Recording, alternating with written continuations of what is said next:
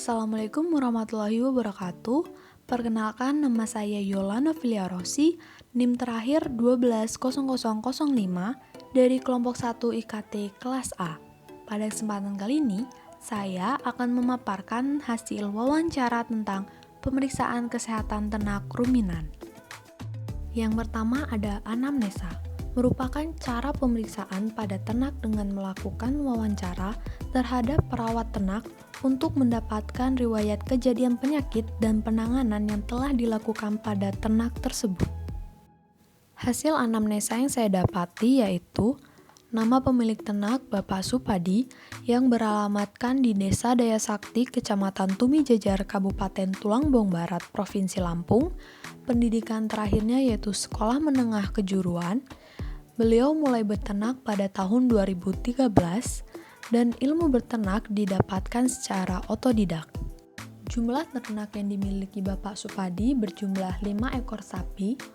Kemudian beliau mengetahui kalau ternak tersebut sakit melihat dengan tingkah laku ternak yang tidak mau makan, kurangnya beraktivitas atau berdiam, mata berair atau sayu, ingus kering dan badan gemetar.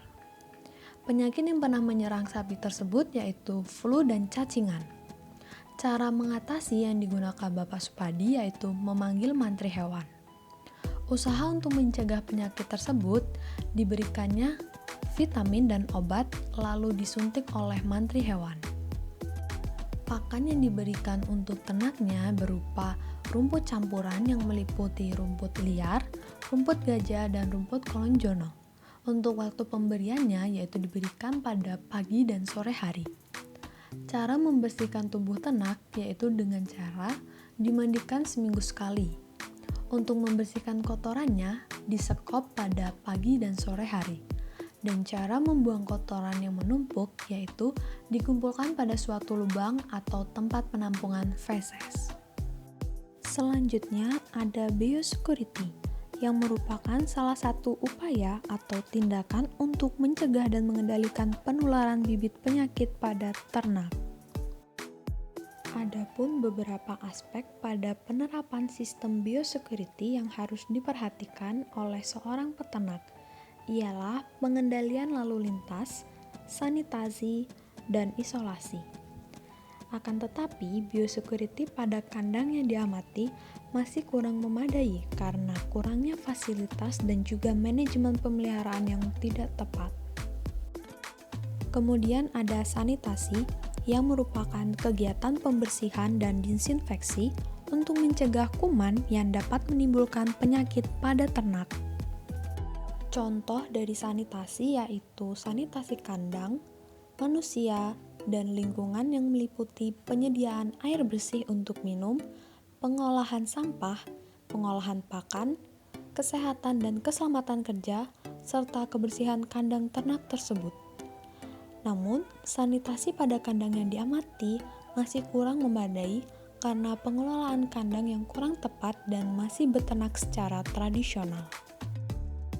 Jarak antar kandang dengan pemukiman masyarakat harus diperhatikan karena untuk mengurangi resiko yang tidak diharapkan oleh peternak. Namun, jarak pada kandang sapi potong tersebut sangat dekat dengan pemukiman masyarakat karena letaknya di dalam rumah. Hal ini menunjukkan bahwa kandang tersebut sangat tidak memenuhi syarat perkandangan yang baik bagi ternak sapi. Jarak lokasi kandang sekurang-kurangnya 250 meter dari pemukiman penduduk. Kondisi kandang merupakan faktor utama dalam manajemen pemeliharaan agar ternak merasa aman dan nyaman dengan lingkungannya. Kondisi kandang sapi yang diamati sangat tidak memadai karena letaknya yang berdekatan dengan lingkungan masyarakat serta fasilitas kandang yang tidak lengkap. Letak kandang harus memiliki permukaan yang lebih tinggi dari kondisi sekelilingnya, sehingga tidak terjadi genangan air dan pembuangan feses ternak lebih efisien. Konstruksi kandang yang meliputi atap kandang, lantai kandang, dinding kandang, dan juga ventilasi kandang. Konstruksi kandang yang diamati kurang memenuhi syarat perkandangan yang baik, karena kandang tidak memiliki saluran penampungan feses tidak adanya ventilasi, tempatnya sempit untuk pergerakan sapi, dan peralatan kandang yang tidak lengkap. Peralatan kandang meliputi tempat pakan dan minum yang baik, adanya saluran drainase, tempat penampungan feses, sekop untuk mengambil feses, sapu lidi, sikat, tali sapi, dan gerobak. Namun, peralatan kandang yang diamati masih kurang memenuhi karena ketidaklengkapan peralatan tersebut dan peralatan yang tidak memadai. Pemeriksaan kesehatan ternak meliputi data ternak, metode pemeriksaan seperti tingkah laku ternak secara jauh dan dekat, pemeriksaan kelainan tubuh, pemeriksaan status fisiologi tubuh, dan predisposisi. Hasil dari pemeriksaan kesehatan ternak didapati bahwa kondisi ternak dinyatakan sehat karena ternak aktif bergerak dan nafsu makan normal, kondisi tubuh ternak normal dan tidak adanya luka maupun pembengkakan, bagian dalam tubuh ternak normal dan tidak adanya gejala penyakit apapun, frekuensi napas, nadi, jantung, dan suhu rektal normal. Akan tetapi, kondisi kandang yang kurang memadai. Ciri-ciri dari ternak sapi sehat meliputi nafsu makan yang baik, minum secara teratur, bergerak aktif terhadap perubahan kondisi sekitar, kondisi mata jernih dan tidak adanya selaput berlendir, dan gerakan tubuh seimbang. Hal ini juga ditunjukkan oleh pengamatan sapi potong tersebut yang terlihat sehat dan juga normal. Permukaan kulit merupakan salah satu indikator untuk memeriksa kesehatan ternak sapi dengan cara mencubit bagian kulit punggung sapi. Cara yang dilakukan yaitu mencubit bagian kulit punggung sapi. Apabila kulit tersebut cepat kembali, maka ternak tersebut dinyatakan sehat. Sedangkan kulit yang tidak cepat kembali menandakan ternak tersebut terkena dehidrasi atau kekurangan minum. Pupil mata sapi yang sehat memiliki sorot mata yang bersih dan cerah dan tidak adanya kelainan-kelainan apapun pada mata sapi.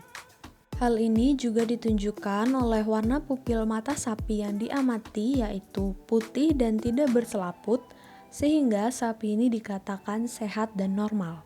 Frekuensi napas merupakan parameter yang dapat digunakan sebagai pedoman untuk mengetahui fungsi organ hingga organ tubuh bekerja secara normal. Frekuensi nafas pada sapi potong yang diamati mencapai 30 kali per menit. Frekuensi napas pada sapi potong normalnya antara 18-34 kali per menit. Ruminasi merupakan proses pencernaan pakan pada sapi yang berawal dari pakan masuk ke rongga mulut hingga masuk ke dalam rumen. Selanjutnya ada denyut jantung dan denyut nadi yang merupakan parameter yang berfungsi untuk menentukan tingkat stres pada sapi. Frekuensi denyut jantung pada sapi di daerah tropis mencapai 40-70 kali per menit. Hal ini sesuai juga dengan sapi yang diamati memiliki frekuensi denyut jantung mencapai 64 kali per menit. Denyut nadi sapi potong yang diamati mencapai 60 kali per menit, di mana hal ini merupakan denyut nadi normal bagi sapi potong. Selanjutnya, suhu rektal merupakan parameter dasar yang dipakai untuk menduga daya adaptasi ternak terhadap panas tubuh dan terhadap cekaman panas. Suhu rektal pada sapi potong yang diamati mencapai 38 derajat Celcius, yang berarti suhunya normal dan sapi dalam keadaan sehat. Yang terakhir ada predisposisi, yaitu faktor-faktor yang mempercepat ternak terkena penyakit. Faktor-faktor ini dapat diamati melalui kebersihan kandang dan lingkungan kandang, kebersihan saluran air, tempat penampungan feses, tempat pakan dan minum sapi, dan ekstoparasit yang nampak.